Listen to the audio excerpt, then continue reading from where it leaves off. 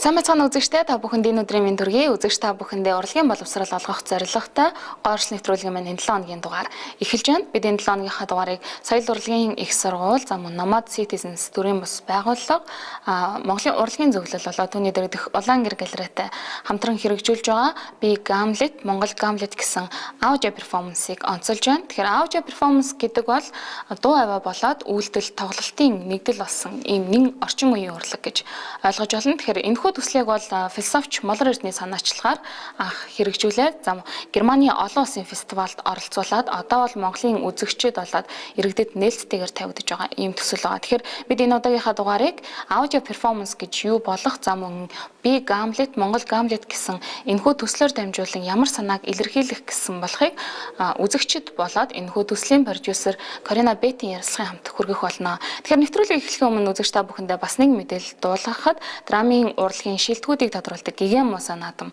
тун удахгүй болох гэж байгаа. Тэгэхээр дөнгөж сайхан Гигэн Муса наадмын комиссаас эхний шатны шалгаруулалтын дүн гарсан тухай мэдээллийг дуулгасан байгаа. Тэгэхээр Гигэн Муса наадам бол эх 5 дугаар сарын 17-наас 23-ны өдрүүдэд болох юм. Энэ удаагийн наадмын онцлог нь өнгөрсөн оны 12 дугаар сард Ереван хотноо болсон Олон улсын театрын институтын 34-р их хуралд тус байгууллагын Монгол дахь төвийн ерөнхийлөгч, ардын жүжигчин Саран Туяа, мөн боловсролын хорооны тэргүүн ардын жүжигчин төрийн шагналт сувд нар оролцож Гигэн Муса наадмыг олон улсын наадам болгож албан ёсоор бүртгүүлсэн юм сайхан мэдээтэй байгаа. Тэгэхээр энэ удаагийн наадам зөвхөн Монгол улсын драмын жүжигчид биш, Швейцар, Бүгд найрамдах Хятад ард улс, Уганда, Эстон, Косово мөн Бүгд найрамдах Солонгос улсаас уран бүтээлчд оролцохоо мэдэгдсэн юм байна. Тэгэхээр энэ удаагийн Гигэн Муса наадамд нийтдээ 47 жүжиг оролцохоор бүртгүүлснээс эхний шатны шалгаруулалтанд зарим жүжигүүд нь одоо ордхонж үлдсэн байгаа гэсэн мэдээллийг саяны хэвлэлийн багварлаар мэдэгдсэн байгаа. За одоо харин үргэлжлүүлээд үзэгч та бүхэн би Gamblet, би Монгол гэсэн аудио перформансын талаар дэлгэрэнгүй нэвтрүүлгийг хүлээн авч үзнэ үү?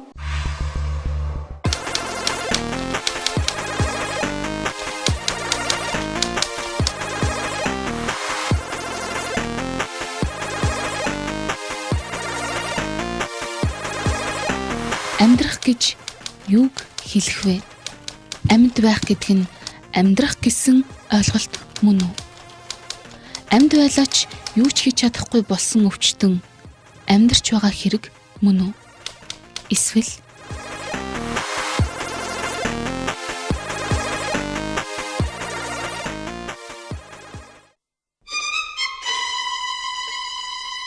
Английн алдарт зохиолч, яруу найрагч Уильям Шекспир дэлхийд гайхагдсан Гамлет жүжигээ 37 наснда бичиж 1601 онд анх олонний хүртэл олж байсан түүхтэй. Харин Монгол улсад 1980 онд Улсын драмын Эрдмийн театрын тайзнаа найруулагч Галсан Жавагсны найруулгаар анх удаа тоглогдсон юм. 5 бүлэг 20 үзэгдэлт Гамлет жүжигийн үйл явдал Элсинор шилтгэнд өрнөн. Дайнын ханхүү Гамлетийг Герман оронд суралцаад ирэхэд нь хаан аав нь учир битүүлгээр насан эцэслэж, харин аавынх нь дүү, аавгах нь аавыг нь хөнөөн, ээжтэй нь хуримлан улс орныг нь удирдах болсон байлаа. Хаан ширээ, эрх мэдэл, эд хөрөнгийн төлөөх увайгүй тэмцэл, нийгмийн бурангуй байдлыг Гамлет хэрхэн шүүмжлэн эцсээ хүртэл тэмцсэн тухай тус жүжигт гардаг.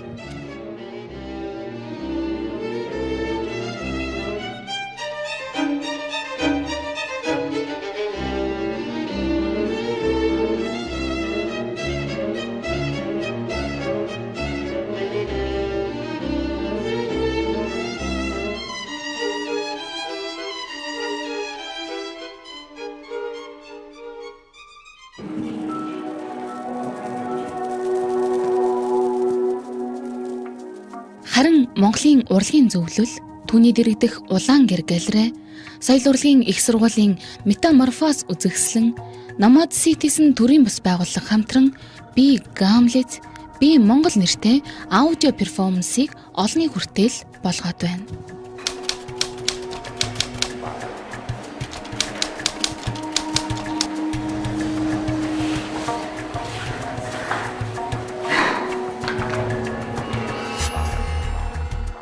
Монголын урлагийн зөвлөлийн Улаан гэр галерей нь 3 сарын хугацаанд Big Hamlet би Монгол гэсэн аудио төслийг хэрэгжүүлж байна. Энэхүү төсөл нь болохоор Намад Citizens төрийн бас байгууллага, соёл урлагийн их сургууль, философч Молор Эрдэнэ хамтраад анх санаачлан хэрэгжүүлсэн. So we are standing in Red Gare Gallery of Arts Council of Mongolia at the moment. Бид нар яг одоо Монголын дэрэгдэх Улаан гэр галерей дотор зогсож байна. Энд хоёр тусдаа өөр прожект нэгэн зэрэг явж байгаа. Эхнийх нь та бидний эргэн тойронд харагдаж байгаа зургууд. Эдгээрийг дүрслэх урлагийн сургуулийн захирал, уран чимээгийн удирдлага дор соёл урлагийн сургууль болон бусад сургуулийн оюутнууд зурсан байгаа.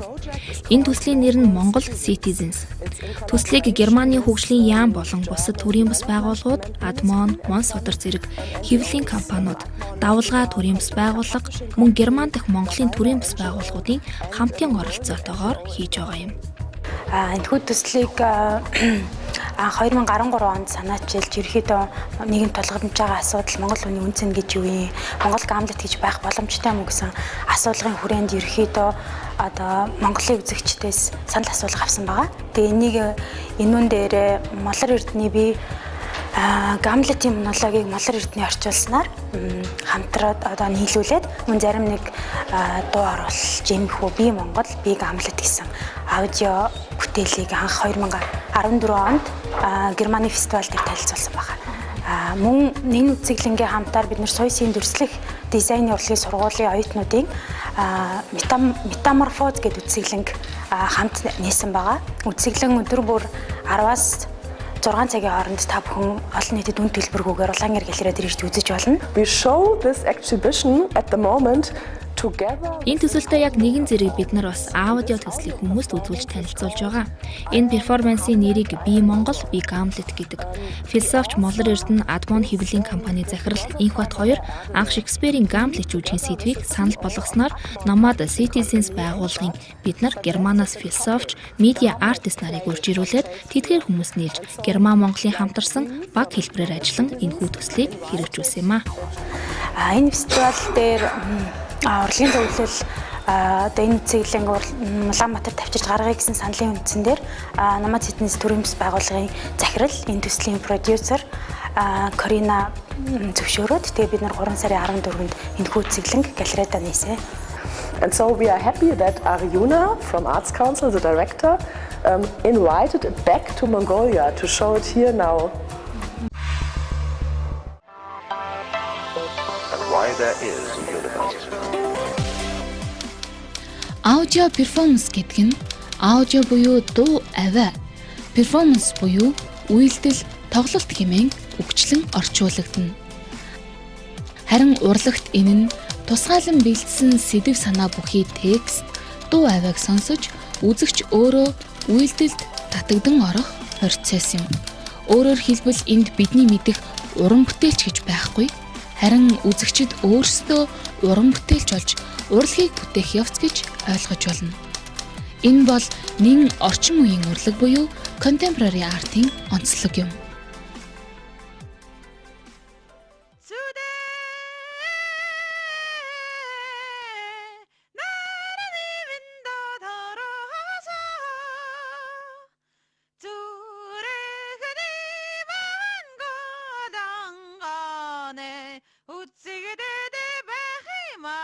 Гамлет жүжиг үхтэл мэт амьд явах.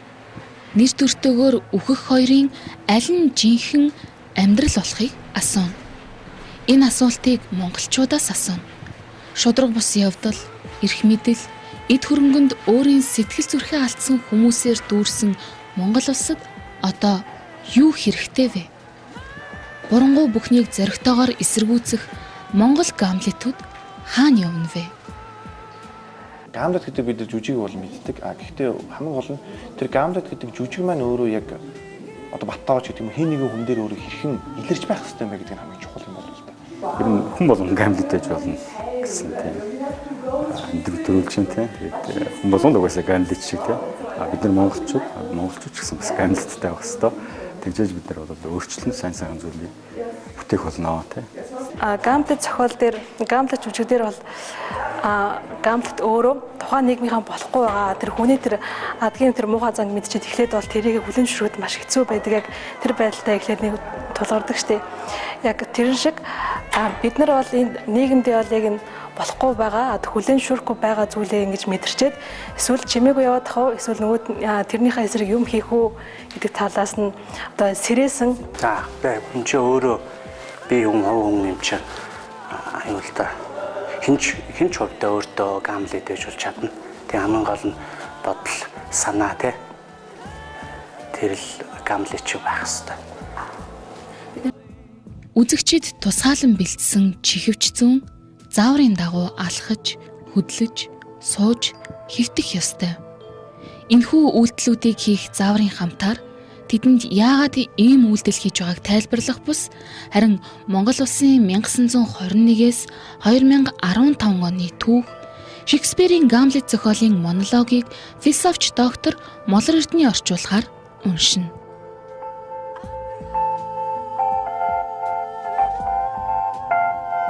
Яг ямар хүн бэ? Яг яаж оршин буй хүн бэ гэдгийг одоо мэдэж авна. За яагаад энд одоо оршихуйн тухай ярьж байгаа вэ? Хизээч өгөхгүй юм шиг амьдрч эцсэн. Хизээч амьдраагүй юм шиг өгөх юм байна.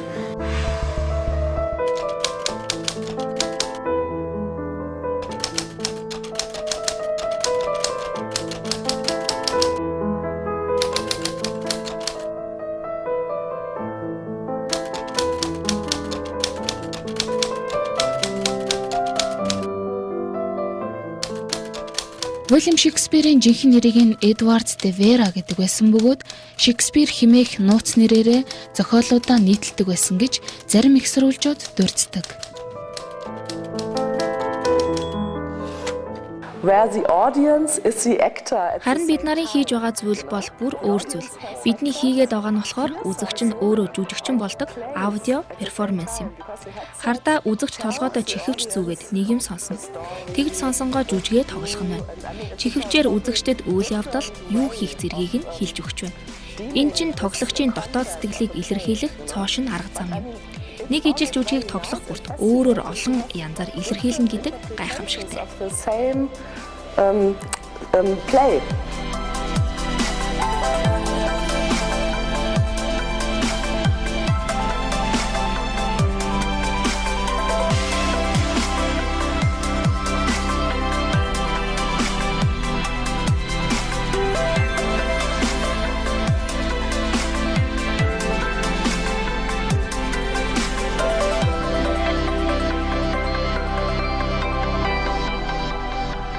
Ингээ оролцож байхдаа би тэнд үүдэнд камер тавьцсныг мэдчихсэн.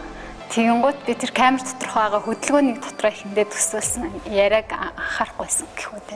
Тэгээ хөдөлгөөнийг төсөөлж байхдаа яг би энэ заалан дотор болж байгаа үйл явдлын яг нэг ширхэг нь болчлоо гэдгээ яг мэдэрсэн.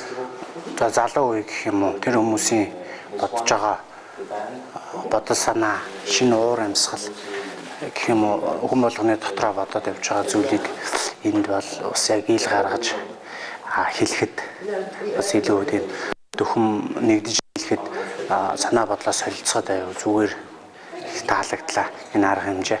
Би Гамлет, би Монгол.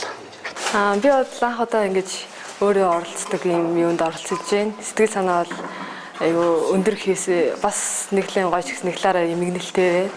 Ер нь бол анх удаага ингэсэн ер нь ийм зүйлд оролцож байна. Тэгээд их сонирн байд юм маш их баригдажсэн л та.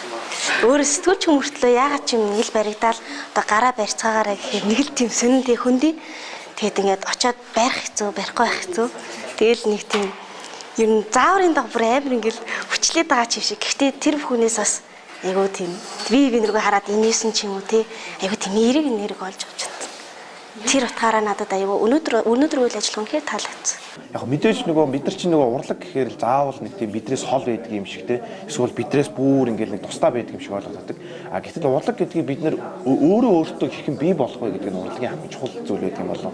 Ягаад тэгэхээр урлаг өөрөө өөртөө бий болгоно гэдэг чинь одоо сая түрүүний манай залуучуудыг оролцоод оролцсноороо тэр үйл явцтай өөрөө оролцсноо гэдэг чинь тэр урлагаар дамжуулж өөрөөр хэлбэл нийгмийн асуудлыг гаргаж ирэх. Нөгөө талаараа бас нийгэмдээ тулгамдж байгаа болохгүй байгаа асуудлыг өөрөөр хэлбэл олж харах тэр үнцгийг л гэсэндээ бидэрт бий болгож байгаа энэ урлагийг өөрөөр хэлбэл нөгөө тухайн урлагийн биш болоод урлагт оролцож байгаа хүмүүсийн бий болгох нь тэр процесс нь өөрөө хамгийн чухал юм болоо гэж би харж байна.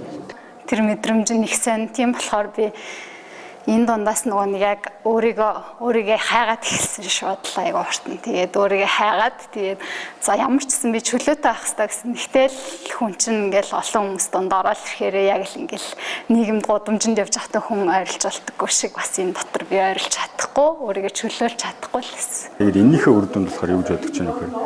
Яг бид нар бол ганцаараа биш. Ингээд дотроо бол нуугдах хэрэггүй.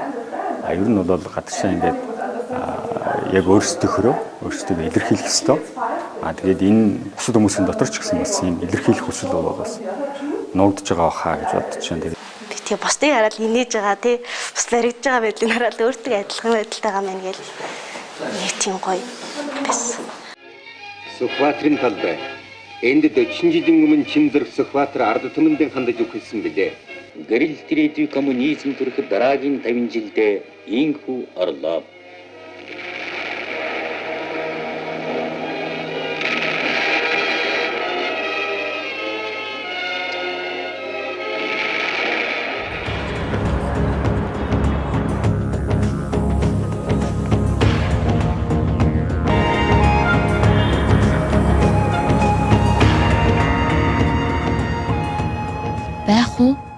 Байхгүй юу?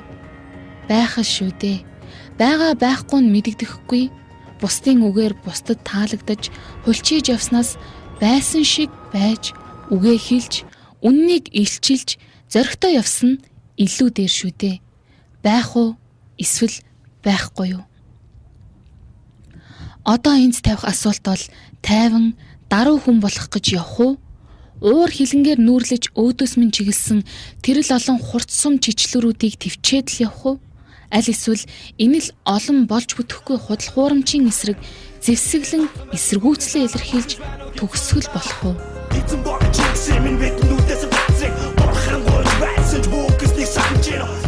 Тэгээд одоо Монголын түүхтэй холбогдсон, Монголын түүхийн 3 үеийг авч үзсэн. 1921-ээс одоо 2015 он хүртэл 3 үеийг авч үзсэн. 3 үед тус бүгд нь одоо 1921 он гэхтэл одоо Монголд 800,000 гаруй хүн ам хүрэхгүй ихэвчлэн одоо ламаизм аваад ичсэн. Тэгээ энэ хэсэг дээр болохоор одоо бид нар юу хийсэн бэ гэхлээр бүгд ингэж суугаад тэгээд угшаа ингэж хөвтөөд сунж мөргсөн.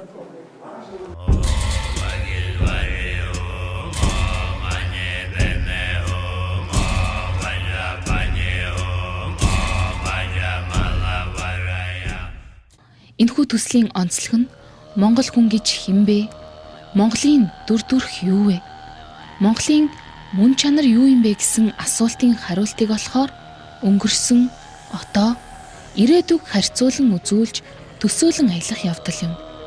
Үзэгчд нь өөрсдөө энэ жүжигийн нэг хэсэг болж өөрөө сонсож, мэдэрч, биеэр оролцох ба чихвч зүүсэн оролцогчид хамтдаа нэгдэж нэгэн орон зай цаг хугацаанд төсөөллийн аялал хийх өөр бусад аялагчдтай нүүр тулгаран харилцан яриа өрнүүлнэ.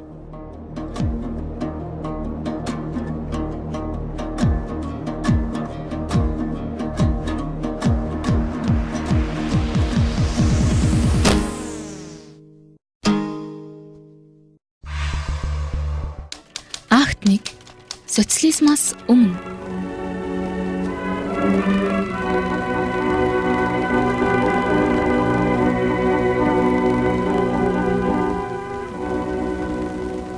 Сонж мөргөн гэдэг ерөнхийдөө өвдөс хөтнө гэдэг философи ойлголттой болохоор хүний эрхэм чанараас өөрөө бүр улвж байгаа. Би эрхэм биш шүү. Би одоо хүн биш одоо мод одоо өгч ундагчтайгаа адилхан одоо тийм муу үйлдэл болж байна гэдэгтэй адилхан үйлдэлийг 1920-ад оны үед Монгол хүмүүс тийм байдалд олсон байна гэдгийг одоо энэ өвдөс хөвдөд өгшөө ингэж мөргөж байгаагаар ерөнхийдөө ингэж шууд ойлгуулчихж байгаа нэг их сонирхолтой. Тийм нэг түүгээр аялах нэг арай нэг өөрөөр аяллаа яг одоо яг тэр орчинд нь байгаа юм шиг тэр дуунд нь тэг үйлдэлээ хийгээд Өмнө бол хязгаарч ингэж түгээрээ хэлж байгаагүй. Ер нь ном уншаад л одоо лекцэн суугаад л тийм иймэрхүү байдлаар л ажилласан байна.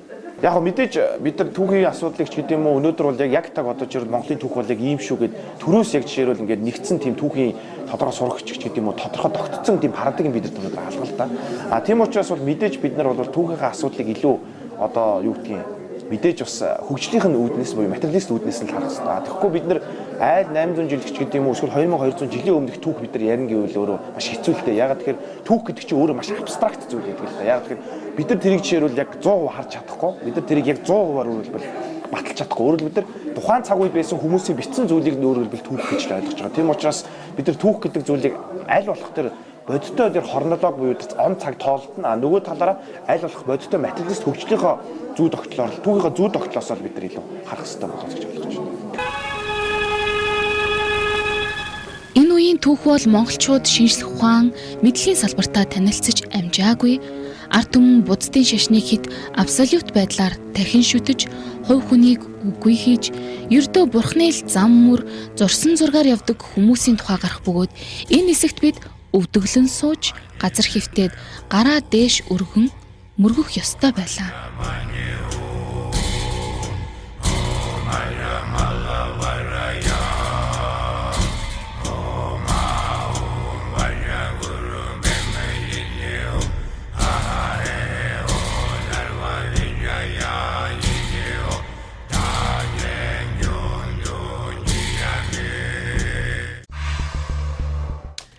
Акт 2. Социализм.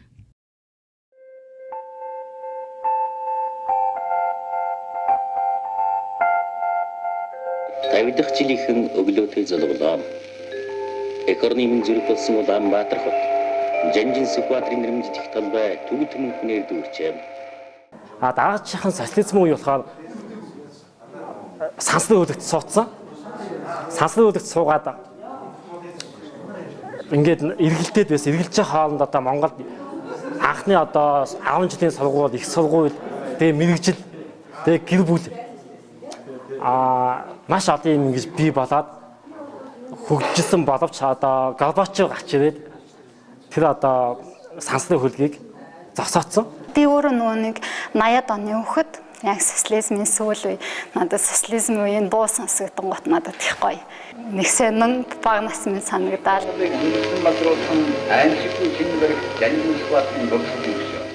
Надад болохоор хүмүүс одоо тэгээд өөртөө ажиллах цаг зав ер нь бага байдаг шүү дээ. Тэгэл гадаагаар л өглөө одоо хичээл рүүгээ яваал орой ингээл ирдэг ч юм уу. Тэгээд язраал хоол ундаа шууд иддэг ч юм уу тий.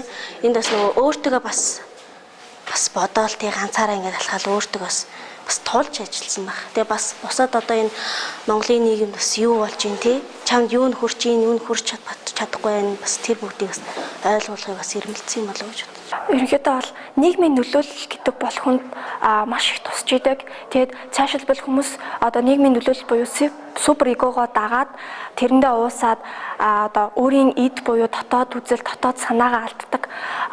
Тухайлбал хүн өөрийгөө дотоод үзэл санаагаа алдснаар ер нь би байхгүй болоод бид болоод дуусаад явцдаг. Тэгээ яг энэ талаар л би аюу их батсан. Бид биш би байгаа дараа нь бидийгэ бүтээцгээе гэж хэлмээр санагдсан. Энэ хэсэгт залуус эрдэм мэдлэг сурч ирэхээр гадны орнуудыг зорж аж үйлдвэр хөгжин хүмүүс өөрийнхөө амьдралыг бурхнаас бус өөрөөсөө асуух боллоо. Өөрийгөө бусдаар мэдүүлэхийн оронд би бодож эхэллээ.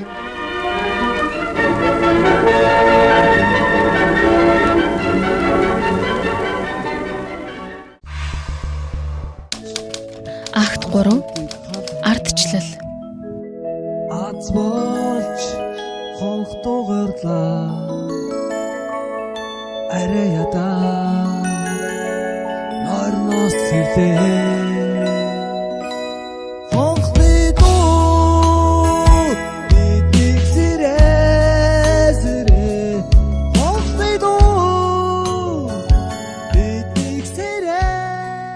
Тэгээ бид нар эргэлдэж хаад нэрээсээ айгүй хурдтайгаар юм айгүй урт өөрчлөгдсөн бид нар нэг хэсэг үлссэн дараа нь хөлөө олох гэж хичээсэн. Яг энэ үе миний яг хүүхэд наснаас эхлээд том болох үед таарсан. Яг миний амьдралыг гээд яг би өөрхийн амьдралыг ингээл айгаа хурдан өнгөрүүлчихэж байгаа юм шиг. Гэхдээ нэрээ бас яг тэр эргүүлэх шиг үед нь би эргэжлээ гэж боддیں۔ Энэ ардчлалээ. Тэгээ бид одоо 90 онд айлчлал гэдэг юмар явах ёстой гээд одоо зөвлөдөх юм бол одоо паркын эргүүлдэг тоглоомн дээр бүгд суугаад эргэлдээд л байсан. Тэг явах ёстой, тэгэх ёстой, мөнгөний хойноос явах ёстой гээд урагшаа хойшоо яваад л байсан. Явсаар байгаад одоо 25 жил өнгөрлөө. Одоо эргээд харвал одоо юу болох юм бэ? Юу болчих вэ гэдэг мессежийг ерөөхдөө 3 дугаар хэсэгт ерөөхдөө өгж байгаа юм байна. Дуусаад амар их толгой эргээд тэгээд яг энэ үед нөгөө нэг одоо хэлмээр байгаа юу үнэн нэтрээ гээд тэнгуут надад үнэн гэж байхгүй л гэж бодгдсон ямар ч гэсэн. Ерөнхийдөө үнэн гэдэг зүйл бол бид нэр мэдээж үннийг мэдэх заримдаа бол гашуун. Гэхдээ бол үнэн бол хизээд бол бид нарыг бол дандаа зөв шийдвэр гаргах нэгдэжтэй яг урт хугацаанд зөв шийдвэр гаргахад бол үнэн л тусалдаг, фактууд л тусалдаг. Тийм учраас үнэн гэдгийг бол бид нар бол энэ үе бидний үе бол үнэн гэдгийг бол гаргаж ирээд бидний хувьд үнэн юу байх юм бэ? Бид цаашдаа яаж илүү нийгмийг сайхан байлгах вэ гэдэг тал дээр бол одоо илүү ажиллах хэрэгтэй. Энэ бол одоо гарах цаг нь болсон. Бусад өмнөх үеийнхээ хүмүүсээр бол одоо нөлөөлөгдөх хэрэггүй. Тэгээд хэдий ингээд акт 1 2 3 гээ сүлдээ ингээд ардчлал гарч байгаас ингээд ардчлал бид нарт эрхчлөө өгсөн ч гэсэн бид нар яагаад үг хэлхээ сайж ийнэ? Бид нар яагаад энэ эрхчлөөг бүрий эдэлж чадахгүй байна гэдэг дээр сэтгэл маань амар эмзэглэлээ. Зүгээр энэ бол түүх байсан. Түүх байсан би түүхийг буруутгах чадахгүй, бас зөвтгөж чадахгүй.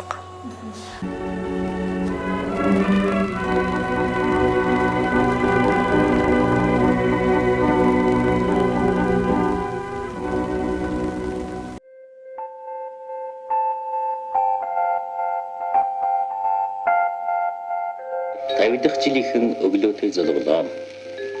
Эх орны минь зүрх болсон Улаанбаатар хот. Жанжин Сүхбаатарын нэрмжих талбай төгөд хүмүүнээр дүүрчээ.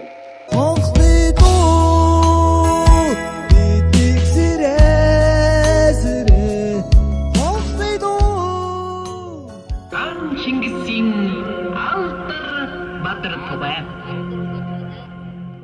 You know? And I mean Shakespeare is a Шекспир бол дэлхийн алдар зохиолч. Гамлет жүжиг зохиогдоод олон зуун жил өнгөрсөн ч гэсэн Монгол, Герман, Шинэ Зеланд, Аляскад байгаа хүмүүс энэ жүжигийн тухай мэддэг болсоор л байна. Эн чинь гайхалтай байгаа үсттэй. Яагаад гэхээр энэ жүжигт хизээж хуучирдаггүй ерөнхий том санаанууд маш олон байдаг юм. Би Хамлет болохоор одоо дайны ханху Герман онд одоо суусныхаа дараа бусаж одоо нутагтаа ирээд нутаг олноо аав ээжээ эргээд хасан чинь нэг л бүтэхгүй болохгүй байсан. Хаамд тэр бүгдийг одоо хараад одоо би одоо энэ бүгдийг эвдэрээд одоо ингээд галзуу садтай юм шиг байх юм уу? Эсвэл одоо би энэ бүгдийг өөрчлөх юм уу гэд өөртөө ингэж диалог өрнүүлсэн.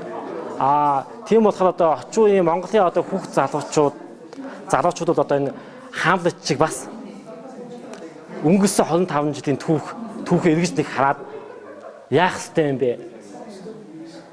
Би бол өөрөө яг л театрт за 3 удаа яг Гамлетыг үзчихсэн. Гэтэ сая тэр 3 удаа үзэхдээ ерөөсөй ойлгоогүй зүйлийг сая ойлголоо. Яагаад үнэхээр хүн яагаад Гамлет байгаагүй? Магадгүй хүний үг үйлдэл хоёр зөрдөгтэй эсвэл тийм зөрөгтэй байдаг та гэдэг юм шиг. Яагаад тэгэхээр өнөөгийн манай нийгэмд ч гэдэг юм уу улс орн маань тулгамдж байгаа асуудлуудыг яг Гамлет гэдэг жүжигийн тэр гол дүрийн Гамлет чиглэл яг бид нар өөрсдөө хэрхэн тэрийг шүүмжиж чаддаг, хэрхэн тэрийг ойлгож тэрэнд ухамсартайгаар өөрөлдвөл тийм зөв одоо юу гэдгийг анализ хийж чаддаг тийм байх нь хамгийн чухал юм болов нэгдүгээрт. Хоёрдугаарт бол ерөөсөө энэ юу гэдгийг Гамлет чиг байна гэдэг ч юм уу эсвэл байсан шиг байна гэдэг ойлголт маань өөр юу хэлээд байна гэхээр хүн өөрөө өөртөө эзэн болж тэр өөрөө өөртөө эзэн болсон шигээ тэр улс орныхоо нийгмийнхаа асуудлыг өөрөө гаргаж ирээд тэрэнд өөрөлдвөл үг хэлж чаддаг. Тэр үг хэлснээрээ өөрөлдвөл худлаа зүйлийг илрүүлж чаддаг. Худлаа зүйлийг өөрөө ойлгосон учраас ухамсартайгаар тэрний эсрэг тэмцэж чаддаг байх нь л энэ Монгол Гамлетийн хамгийн гол утга учир нь орж байгаа юм болоо гэж бодлоо. Тэгээд одоо Хамлет байх гэдэг чинь өөрөө байхын тулд одоо бас түн хайв төбий гэсэн хоёроо төбий нь болохоор байх. Гэхдээ түн хайв нь болохоор эмийг эзэмших, юу эзэмших одоо эд хөрөнгийг эзэмших юм уу, мөнгийг эзэмших юм уу, эсвэл одоо эрдэм одоо сайхан сэтгэл одоо зарчимч байдал, шударга байдлыг одоо эзэмших юм уу гэдгийг тодорхой болгож өгөх хэрэгтэй. Энэ хоёр болохоор нэг зоосны одоо хоёр таашчийг салгаж болохгүй ойлголт. Тэгэхээр одоо залуу хүмүүс одоо Хамлет байна гэдэг нь өөрөө энэ хоёрыг одоо байх болон эзэмших хоёрыг хослуулах. Тэгээд одоо ганцхан одоо байх гэдэг одоо нэг урлагийн тайзан дээр байх гэдэг тэр нөгөө Хамлет жүжигийг үзэх биш одоо хүн болгон дотроо бодоод одоо салбар болгондоо одоо залуучууд Хамлет болох хэрэгтэй гэж хэлмээр байна да. Ийхүү Монголын сүүлийн 100 орчим жилийн түүхийг ярьж өгсөн Гамлет бидэнд сүүлийн асуултыг үлдээн. Энэ асуултанд хариулах ганц өгүүлбэрээ эргцүүлээд дараа нь дэрэгдэх хүндээ хэлнэ. Энэ асуулт бол Монголд юу болохгүй байгаа юм бэ?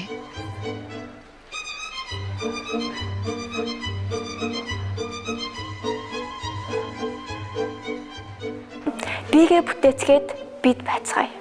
Өөрчлөхийг хүссэн зүйлээ өөрөөсөө эхэлгээд үнц нь өөрөө үнэлэгдэх хэрэгтэй. Ингээ буруу замаар орох гэж байгаа хүүхдүүдэд гэр бүл нь найз нөхд нь илүү их нөлөөлж байх ёстой. Сайн талаараа би бүрийн эрх чөлөөтэй байж чадчихэв нөө? Үнэн гэж байхгүй. Монголд ийм л байна. Английн алдар зохиолч Вильям Шекспирийн Гамлет жүжиг одоо хэрнэ хүн төрлөختнөөс амьдрсан шиг амьдрна гэж яг юу болох тухай асуусаар байгаа. Мэдээж би Гамлет, би Монгол төсөлч гэсэн энэхүү асуултыг үзэгч та бүхнээс асууж байгаа. Тэгэхээр энэ асуултанд үзэгч та бүхэн ч гэсэн өөрсдийнхоороо хариулж үзээрэй. Ингээд Гоорш нэвтрүүлгийн маань энэ 7 өдрийн дугаар энэ түрээд өндөрлөж байна. Мэдээж эх 7 өнөختийн цагт эргээд уулзцгаая. Түр баяртай үзэгчтэй.